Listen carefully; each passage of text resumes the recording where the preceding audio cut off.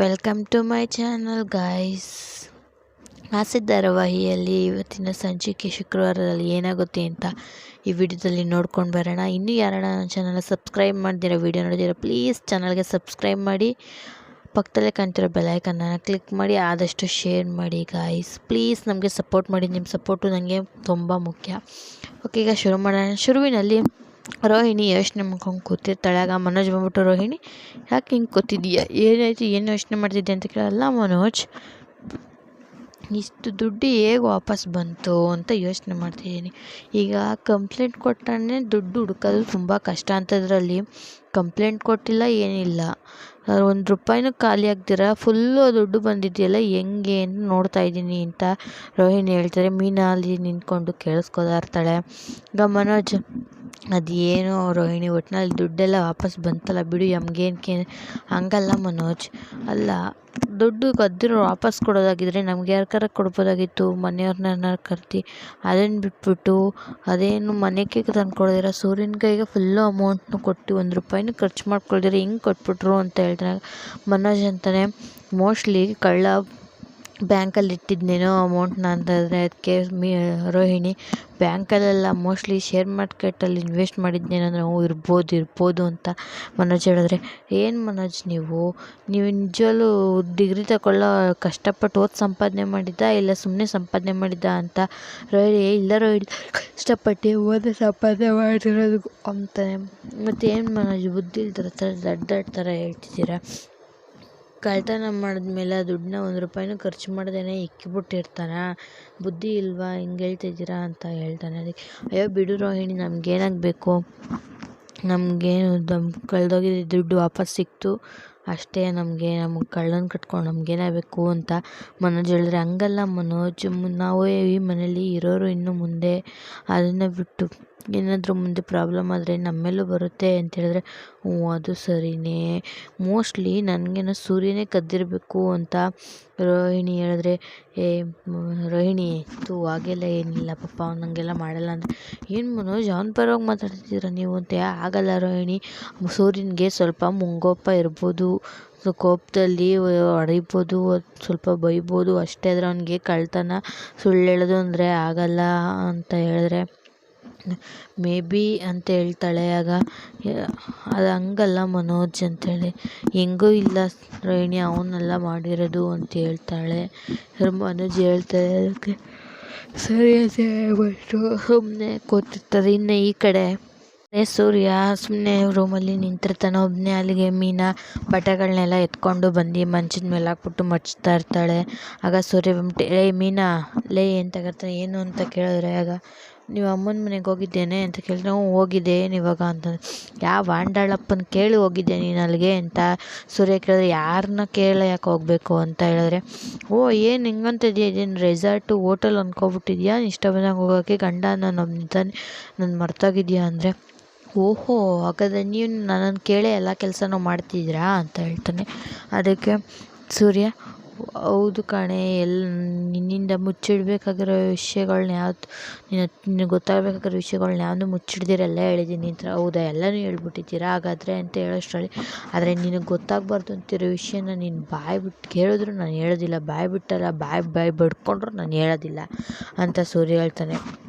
ಆಗ ನಿನ್ನ ತಮ್ಮನೂ ಸಿಕ್ಕಿದ್ನಾ ಅಂತ ಕೇಳ್ತಾನೆ. ಸಿಕ್ಕಿದ್ದಾನೆ, ಏನಂತ ಹೇಳಿದೆ ಅವನಿಗೆ ಅಂತ ಸೂರ್ಯ ಕೇಳ್ತಾನೆ.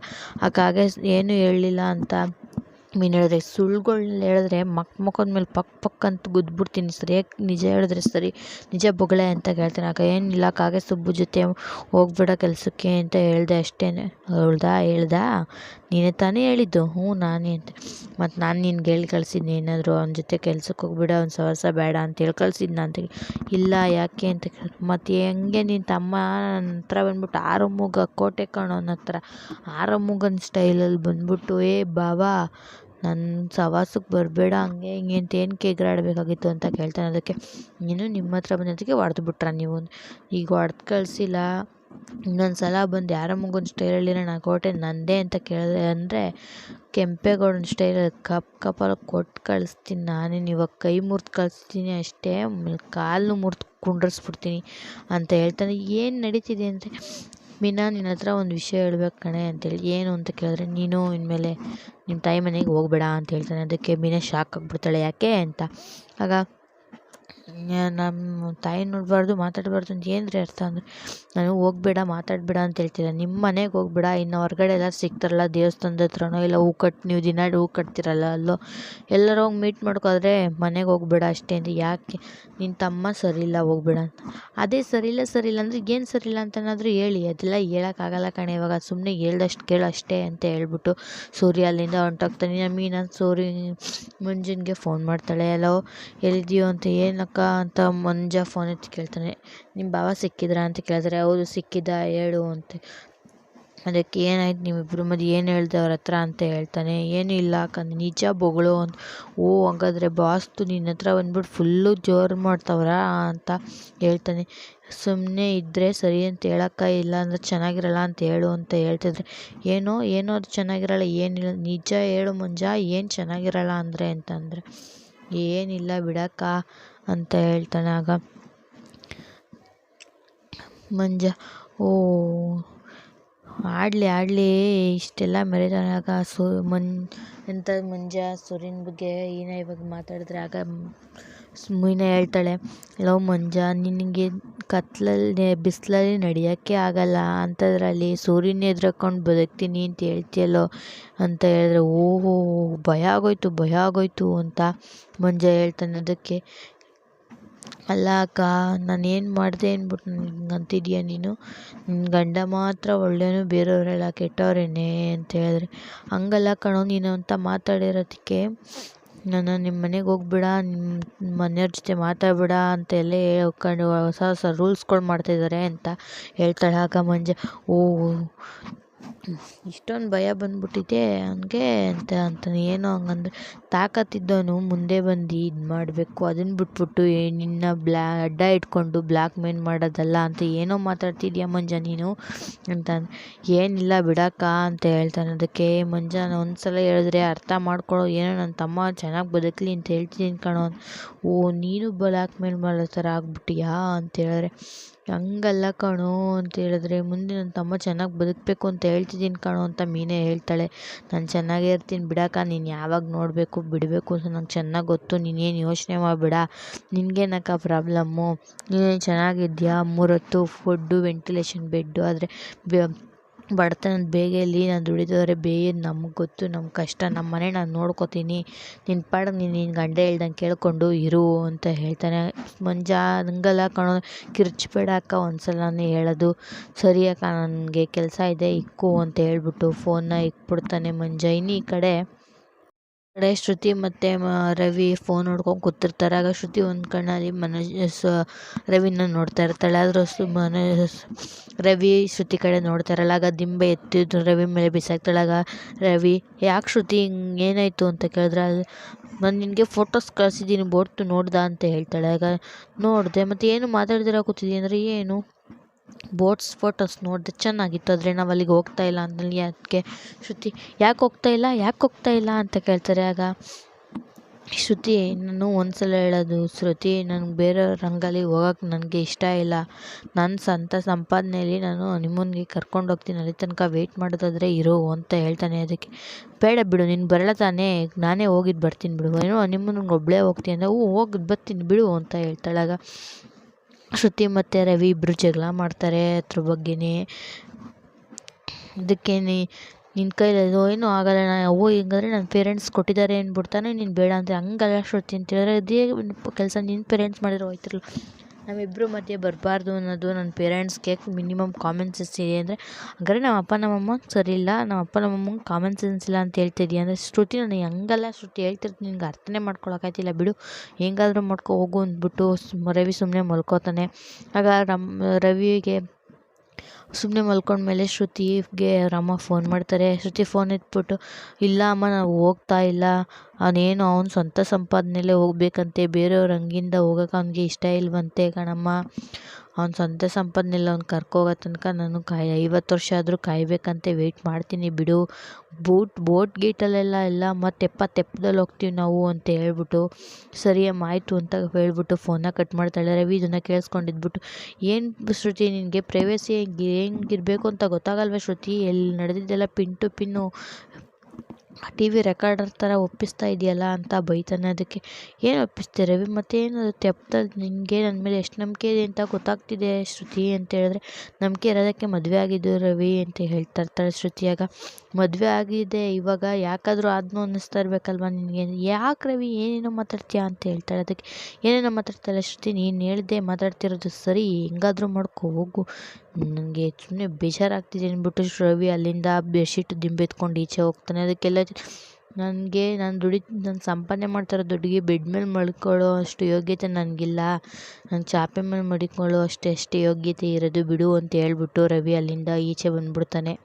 ಇನ್ನು ಶ್ರುತಿ ಸುಮ್ಮನೆ ಮಲ್ಕೋತಾಳೆ. ಇನ್ನು ಈ ಕಡೆ ಮನೋಜ ಶಾಂತಿ ನೋಡ್ಬಿಟ್ಟು, ಓ ಅಮ್ಮ ಇವತ್ತೇನು ಸಖತ್ತಾಗಿ ಕಾಣಿಸ್ತಿದ್ಯಮ್ಮ, ಹೊಸ ಸೀರೆ ಉಟ್ಕೊಂಡು, ಏನಮ್ಮ ಸ್ಪೆಷಲು ಅಂದ್ಕೊಂಡು ಮನೋಜ ಶಾಂತಿಗೆ ಮಸ್ಕ ಹೊಡಿತಾ ಇರ್ತಾನೆ. ಆಗ ಶಾಂತಿ, ಅಲ್ಲ ಕಣೋ, ಇದು ನನ್ನ ಹತ್ರ ಇರೋದ್ರಲ್ಲಿ ತುಂಬ ಹಳೆಯ ಸೀರೆ, ನೀನು ಅದೆಲ್ಲ ಬಿಡು, ಏನು ಇವತ್ತು ಇಷ್ಟೊಂದು ಮಸ್ಕ ಹೊಡಿತಿದ್ಯಾ ಅಂತ ಕೇಳ್ತಾನೆ. ಏನಿಲ್ಲ ಅಮ್ಮ, ನಾನು ಇಂಟರ್ವ್ಯೂಗೆ ಹೋಗ್ತಿದ್ದೀನಿ, ಸ್ವಲ್ಪ ದುಡ್ಡು ಕೊಡಮ್ಮ ಅಂತ ಕೇಳ್ತಾನೆ. ಆಗ ಶಾಂತಿ, ನನ್ನ ಹತ್ರ ಯಾವ ದುಡ್ಡು ಇಲ್ಲ ಕಣೋ ಅಂತ ಹೇಳಿದ್ರಾಗ ಸೂರ್ಯ ಅಪ್ಪ ಕೈ ಕೊಟ್ಟಲ್ಲ ಅಮ್ಮ ದುಡ್ಡು, ಅಪ್ಪ ನಿನ್ನ ಹತ್ರದಿಂದ ನಿಕ್ಕದ ಹತ್ರನೇ ಕೊಡು ಅಂತ ಕೇಳ್ತಾನೆ.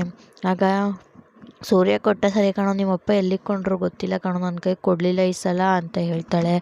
ಆಗ ಪರವಾಗಿಲ್ಲಮ್ಮ, ನಿನ್ನ ಹತ್ರನೇ ಇದ್ರೆ ಕೊಡು. ಅಲ್ಲ ಕಣೋ, ನಿನ್ನ ಕೆಲ್ಸಕ್ಕೆ ಹೋಯ್ತಾ ಇದೆಯಲ್ಲ, ಇನ್ಯಾವಿದೆ ಇಂಟರ್ವ್ಯೂ, ಅಮ್ಮ ಅದನ್ನು ಬಿಟ್ಬಿಟ್ಟೆ ಅಮ್ಮ ನಾನು ಕೆಲಸನ ಅಂತ ಮನೋಜ್ ಹೇಳಿದ್ರೆ, ಏನೋ ಹೇಳ್ತಿದ್ದೀಯಾ, ಈ ವಿಷಯ ಏನಾದರೂ ನೀನು ಕೆಲ್ಸಕ್ಕೆ ಹೋಗ್ತಿಲ್ಲ ಅಂತ ಏನಾದರೂ ಗೊತ್ತಾದರೆ ಏನೋ ಕತೆ ಅಂದರೆ, ಇಲ್ಲ ಅಮ್ಮ ಅಪ್ಪನ ಕೇಳಿಸ್ಬಾರ್ದು ಅಂತ, ಅಪ್ಪನ ಕೇಳಿಸಿದ್ರು ಪರವಾಗಿಲ್ಲ, ಸೂರ್ಯನ ಕಿವಿಗೆ ಬಿದ್ದರೆ ಅಷ್ಟೇ ನಿನ್ನ ಕತೆ ಅಂತ ಹೇಳ್ತಾರೆ. ಅನುಜ ಭಯ ಪಡ್ಕೊತಾನೆ.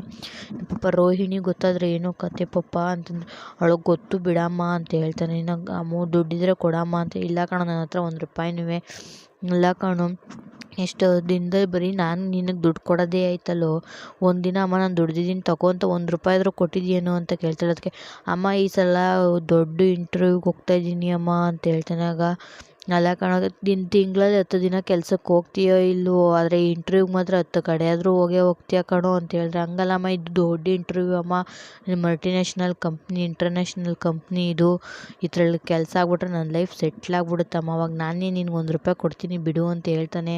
ನನ್ನ ಹತ್ರ ದುಡ್ಡಿಲ್ಲ, ಹೋಗೋ ರೋಹಿಣಿ ಹತ್ರ ಇದ್ರೆ ಈಸ್ಕೋಗು ಅಂತ ಹೇಳ್ಬಿಟ್ಟು ಅವರು ಅಮ್ಮ ಶಾಂತಿ ಅಲ್ಲಿಂದ ಹೊರಟೋಗ್ಬಿಡ್ತಾಳೆ. ಅಲ್ಲೇ ರೂಮಲ್ಲಿ ರಂಗನಾಥ್ ಅವರು ಶರ್ಟಲ್ಲಿ ದುಡ್ಡು ಇಕ್ಬಿಟ್ಟು ಹೋಗಿರ್ತಾರೆ. ಅದನ್ನು ನೋಡ್ಬಿಟ್ಟು ಮೆತ್ಕೆ ಹೋಗಿ ಆ ದುಡ್ಡನ್ನ ಎತ್ಕೊಂಡು ಹೊಂಟೋಗ್ಬಿಡ್ತೀನಿ. ರಂಗನಾಥ್ ಅವರು ರೆಡಿ ಆಗೋಕ್ಕೆ ಅಂದ್ಬಿಟ್ಟು ಸ್ನಾನ ಮಾಡ್ಕೊಬಂದು ಬಟ್ಟೆ ಹಾಕೋತಾರೆ, ಜೇಬನ್ನ ನೋಡ್ತಾರೆ, ಕಾಸು ಇರಲ್ಲ. ಆಗ ಶಾಂತಿ ಹತ್ರ ಕೇಳೋಕ್ಕೆ ಬರ್ತಾರೆ. ಶಾಂತಿ ಜೇಬಲ್ಲಿ 300 ರೂಪಾಯಿ ದುಡ್ಡು ಇಕ್ಕಿದೆ ನೋಡ್ದೇನೆ ಅಂತ ಕೇಳ್ತಾರೆ. ಇಲ್ಲ ರೀ, ಏನದಕ್ಕಾದ್ರೂ ಬೇಕು ಅಂತ ಏನಾದರೂ ತೊಗೊಂಡೇನೆ ಯೋಚನೆ ಮಾಡಿ, ಇಲ್ಲ ರೀ ನಾನು ಎತ್ಕೊಂಡಿಲ್ಲ, ನಿಮಗೂ ವಯಸ್ಸಾಯ್ತಲ್ವ, ಮರವು ಬಂದುಬಿಟ್ಟಿರ್ಬೇಕು, ಎಲ್ಲೇ ಖರ್ಚು ಫ್ರೆಂಡ್ಗಳ ಜೊತೆ ಒಯ್ತೀರ, ಅಲ್ಲಿ ಟೀ ಕಾಫಿ ಜ್ಯೂಸು ಸೂಪು ಅಂತ ಖಾಲಿ ಮಾಡಿರ್ತೀರ ಬಿಡ್ರಿ ಅಂತ ಹೇಳ್ತಾಳೆ. ಆಗ ರಂಗನಾಥ್, ಇಲ್ಲ ಕಣೆ ಸೂಪ್ ಕುಡ್ದಿದ್ರೆ ನಿಜ, ಆದರೆ ದುಡ್ಡು ಕೊಟ್ಟಿದ್ದು ಕೇಶವ ಕಣೆ ನಾನಲ್ಲ, 300 ರೂಪಾಯಿ ಇಕ್ಕಿದೆ, ನನಗೆ ತುಂಬ ಚೆನ್ನಾಗೇ ನೆನಪಿದೆ ಕಣೆ ಅಂತ ಹೇಳ್ತಾರೆ. ಆಗ ಮನೋಜಲ್ಲಿ ನಿಂತ್ಕೊಂಡು ಕದ್ದಿರೋದು ಅವನೇ ಅಲ್ವಾ ನೋಡ್ಬಿಟ್ಟು ಶಾಂತಿಗೆ ಹೇಳ್ತಾ ಇರ್ತಾನೆ, ನಾನೇ ಎತ್ಕೊಂಡಿರೋದು ಅಂತ ಸನ್ನೆ ಮಾಡಿ ಹೇಳ್ತಿರ್ತಾನೆ. ಆಗ ಶಾಂತಿ ಅಯ್ಯೋ ಅಂದ್ಕೊಂಡು ಯೋಚನೆ ಮಾಡ್ಕೊಂಡು, ರೀ ನಿಮಗೆ ಮರವು ಬಂದುಬಿಟ್ಟಿದೆ, ವಯಸ್ಸಾಯ್ತು ಏನಕ್ಕೋ ಖರ್ಚು ಮಾಡಿರ್ತೀರ ಬಿಡ್ರಿ ಅಂತ ಹೇಳ್ತಿರ್ತಾಳೆ. ಇನ್ನು ಮನೋಜ ಹೋಗೋದನ್ನ ರಂಗನಾಥ್ ಅವರು ನೋಡ್ಬಿಟ್ಟು, ಮನೋಜ ಅಂತ ಕರಿತಾರೆ. ಅಯ್ಯೋ ತಗೊಳಕೋಬಿಟ್ನೇನೋ, ಅರ್ಥ ಆಗೋಯ್ತೇನೋ ಅಪ್ಪಂಗೆ ನಾನೇ ಎತ್ಕೊಂಡಿರೋದು ಅಂತ ಮನೋಜ ಅಂದ್ಕೊಂಡ್ರೆ. ಮನೋಜ ಬಾರಪ್ಪ ಇಲ್ಲಿ 500 ರೂಪಾಯಿ ಚೇಂಜ್ ಇದೆಯೇನೋ ಅಂತ ಕೇಳಿದ್ರೆ, ಅಪ್ಪ ನನ್ನ ಹತ್ರ ಕ್ಯಾಶಲ್ಲೇ ಇಲ್ಲಪ್ಪ, ನಾನು ಫೋನಲ್ಲಿ ಎಲ್ಲ ಮಾಡಿಬಿಡ್ತೀನಿ ಪೇಮೆಂಟ್ನ ಅಂತ ಹೇಳ್ತಾನೆ. ಸರಿ ಕಂದ ಹೋಗಿದ್ದು ಬರೋ ಕೆಲಸಕ್ಕೆ ಅಂತ ಹೇಳ್ತಾರೆ ರಂಗನಾಥ್ ಅವರು. ಇನ್ನು ಶಾಂತಿನ ಹತ್ರ ಕೇಳ್ತಾರೆ, ಎಲ್ಲ ಕಣಿ ಇಲ್ಲೇ ಹೊಂಟೋಯ್ತು 300 ರೂಪಾಯಿ ದುಡ್ಡು, ಅಯ್ಯೋ ಬಿಡ್ರಿ ಎಲ್ಲೋ ನೀವೇ ಖರ್ಚು ಮಾಡಿರ್ತೀರ, ಮರ್ತೋಗ್ಬಿಟ್ಟಿರ್ತೀರ, ಮರ್ವಾಗೋಗೈತಿರ್ಬೇಕು ಅಂತ ಹೇಳ್ತಾಳೆ. ಸರಿ ಅಂತ ಹೇಳ್ಬಿಟ್ಟು ರಂಗನಾಥ್ ಅವರು ಬನ್ನಿ ನಿಮಗೆ ಬಿಸಿ ಬಿಸಿ ದೋಸೆ ಮಾಡಿಕೊಡ್ತೀನಿ ಅಂತ ಹೇಳ್ಬಿಟ್ಟು ಶಾಂತಿ ಅಲ್ಲಿಂದ ಹೊರಟೋಗ್ತಾಳೆ. ಇನ್ನು ರಂಗನಾಥ್ ಅವರಲ್ಲ 300 ರೂಪಾಯಿ ಇಕ್ಕಿದ್ದು ನಂಗೆ ಚೆನ್ನಾಗೇ ನೆನಪಿದೆ, ಅದು ಎಲ್ಲಿಗೆ ಹೊಂಟೋಗ್ಬಿಡ್ತು, ಸೂರ್ಯನಾದ್ರು ಇದ್ದಿದ್ರೆ ಆಟೋಗೆ ದುಡ್ಡು ಇಸ್ಕೊಂಡು ಹೋಗ್ಬೋದಾಗಿತ್ತು ಅಂತ ಹೇಳ್ಬಿಟ್ಟು ಅವರು ಅಲ್ಲಿಂದ ಹೋಗ್ತಾರೆ. ಇನ್ನು ಈ ಕಡೆ ಕಂಪ್ನಿಲಿ ಇಂಟರ್ವ್ಯೂಗೆ ಅಂತ ಬಂದಿರ್ತಾನೆ. ಅಕ್ಕಪಕ್ಕದಲ್ಲಿ ಕೂತಿರೋರ್ನೆಲ್ಲ ಮಾತಾಡಿಸ್ಕೊಂಡು, ಒಬ್ಬ ದೇವ್ರನ್ನ ಬೇಡ್ಕೋತಿರ್ತಾನೆ, ಕೆಲಸ ನಂದೇ ಆಗ್ಲಪ್ಪ ಅಂತ. ಆಗ ಮನೋಜ, ಏನ್ರಿ ನೀವು ದೇವ್ರಿಗೂ ಬೇರೆ ಅಪ್ಲಿಕೇಶನ್ ಹಾಕ್ತಿದ್ರೆ, ಏನು ಓದಿರೋದು ಅಂತ ಕೇಳಿದ್ರೆ, ಆಗ ಅವರು ಫೈಲ್ನ ತೋರಿಸ್ಬಿಟ್ಟು, PUCನಾ, ಸರಿ ನೀವು ಅಲ್ಲ PUC ಮಾಡ್ಬಿಟ್ಟು ಇಂಥ ದೊಡ್ಡ ಕಂಪ್ನಿಲಿ ಕೆಲ್ಸಕ್ಕೆ ಬೇರೆ ಬಂದು ಅಪ್ಲಿಕೇಶನ್ ಬೇರೆ ಹಾಕ್ತಾಯಿದ್ದೀರಲ್ಲ ನೀವು ಅಂತ ಹೇಳ್ತಾರೆ. ಅದಕ್ಕೆ ಪಕ್ಕದಲ್ಲಿ ನೀವೇನ್ರಿ ಓದಿರೋದು ಅಂತ ಕೇಳಿದ್ರೆ ಸರ್ ನಾನು ಡಿಗ್ರಿ ಮಾಡಿದ್ದೀನಿ ಸರ್ ಅಂತ ತೋರಿಸ್ತಾರೆ. ಆಗ ಇವ್ರಿಗೆ ಎಜುಕೇಷನ್ ಕಂಪ್ಲೀಟ್ ಆಗಿಲ್ಲ, ನಿಮ್ಮದು ಸ್ಕಿಲ್ಲೇ ಇಲ್ವಲ್ಲ ರೀ ಅಂತ ಹೇಳ್ಬಿಟ್ಟು ನನ್ನ ಕಾರ್ಡ್ ನೋಡಿ ಅಂದ್ಬಿಟ್ಟು ಅವ್ನ ಕಾರ್ಡನ್ನ ಕೊಡ್ತಾನೆ. ಎಲ್ಲರೂ ನೋಡ್ತಾರೆ.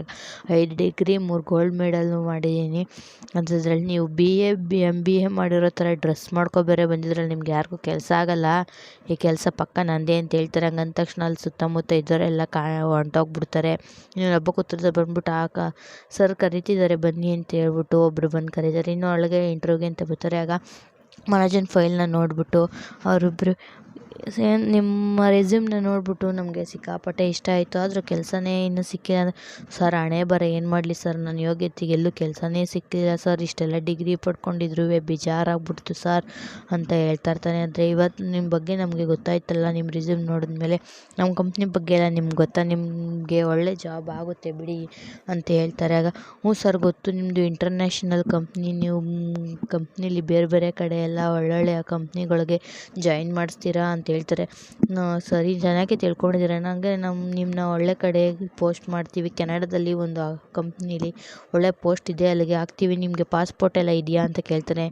ಆಗ ಮನೋಜ ತುಂಬ ಖುಷಿ ಪಟ್ಬಿಟ್ಟು ಸರ್ ನಮ್ಗೆ ಅಲ್ಲಿಗೆ ಕಳಿಸ್ತೀರಾ, ಸರಿ ಸರ್ ಸರಿ, ನನ್ನ ಟ್ಯಾಲೆಂಟ್ ನಾನೆಲ್ಲೋ ಇರಬೇಕಾಗಿತ್ತು ಅಂತೆಲ್ಲ ಹೇಳ್ಬಿಟ್ಟು ಸರ್ ನನಗೆ ಪ್ಯಾಕೇಜ್ ಏನು ಅಂತ ಹೇಳಿ ಸರ್ ಪರವಾಗಿಲ್ಲ ಸ್ವಲ್ಪ ಸಮಾಧಾನವಾಗಿರಿ ಅಂತ, ಕಂಪ್ನಿಯವ್ರಲ್ಲಿ ನಮ್ಮ ರೂಲ್ಸ್ ಎಲ್ಲ ಗೊತ್ತಾ ನಿಮಗೆ ಅಂತ ಸರ್ ನೀವೇ ಹೇಳ್ಬಿಡಿ ಅಂತ ಮನೋಜ ಕೇಳ್ತಾನೆ. ಸ್ವಲ್ಪ ಅಮೌಂಟ್ ಕಟ್ಟಬೇಕು ನಮ್ಮ ಕಂಪ್ನಿಗೆ ಅಂತ ಹೇಳಿದ್ರೆ. ಆಗ ಎಷ್ಟು ಸರ್ ನನ್ನ ಹತ್ರ ಈಗ 300 ರೂಪಾಯಿ ಇದೆ ಅಂತ ಹೇಳಿದ್ರೆ ಸರ್ 300 ರೂಪಾಯಿ ಇಲ್ಲ ಸರ್ 14 ಲಕ್ಷ ಕಟ್ಟಬೇಕು ಅಂತ ಹೇಳ್ತಾರೆ. ಆಗ ಮನೋಜ್ 14 ಲಕ್ಷ ಇದ್ದರೆ ನಾನ್ಯಾಕೆ ಹಿಂಗೆ ಕೆಲಸಕ್ಕೆ ಅಲಿಬೇಕಾಗಿತ್ತು ಸರ್ ನೋಡಿ ಅಂತ ಹೇಳ್ಬಿಟ್ಟು ಬೇಜಾರು ಮಾಡ್ಕೊಂಡು ಕೂತಿರ್ತಾನೆ. ಸರ್ ಇದು ಕಟ್ಟಲೇಬೇಕು ಅಂತ ಹೇಳಿದ್ರೆ ಆಗ ಮನೋಜ್ ಏನು ಮಾತಾಡ್ದಿರಲ್ಲೇ ಸುಮ್ಮನೆ ಸೈಲೆಂಟಾಗಿ ಕೂತಿರ್ತಾನೆ. ಇಲ್ಲಿಗೆ ಇವತ್ತಿನ ಸಂಚಿಕೆ ಮುಕ್ತಾಯ ಆಗುತ್ತೆ. ಮತ್ತೆ ಮುಂದಿನ ವಿಡಿಯೋದಲ್ಲಿ ಸಿಗೋಣ. ಅಲ್ಲಿ ತನಕ ವಿಡಿಯೋ ನೋಡ್ತಾ ಇರಿ ಪ್ಲೀಸ್, ನಮಗೆ ಸಪೋರ್ಟ್ ಮಾಡಿ, ಸಬ್ಸ್ಕ್ರೈಬ್ ಮಾಡಿ. Thank you.